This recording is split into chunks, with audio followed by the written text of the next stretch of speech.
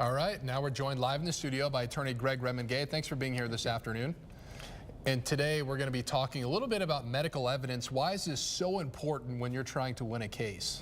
Well, you have to prove what your injuries are.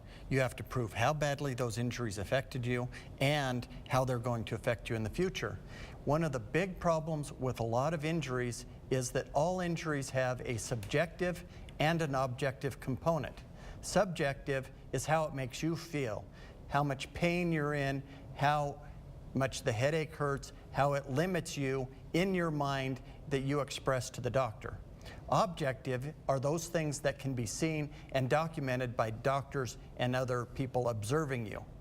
A lot of times, for example, if you have a broken arm, that is very objectively provable. You can actually see it. We can see it, we can show the x-ray, and we can say, we have a broken arm, and then we can let the plaintiff testify, here's how it affected me and here's how it hurt. But what if it's somebody suffering from back pain or somebody suffering from a head injury?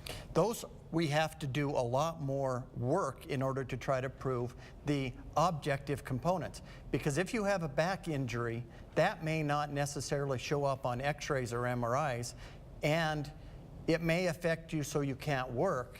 So how are we going to prove that it affects you so you can't work? We're going to have to do this through observations of other people.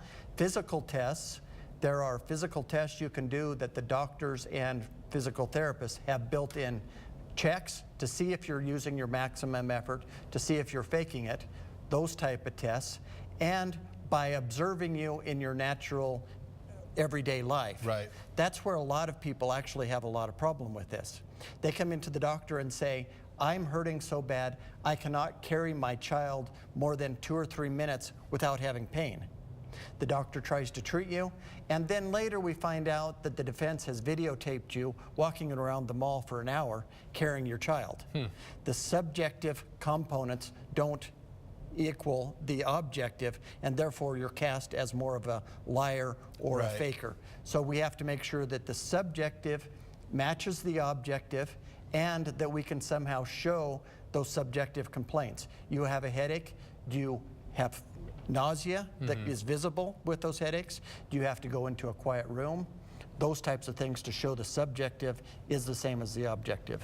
All right, Greg, there's a lot of great information there. We're going to have this interview up on our web channel, krextv.com, but if you have any other questions, I encourage you to give Greg a call at the number on your screen and stick around. I've got my full weather forecast coming up.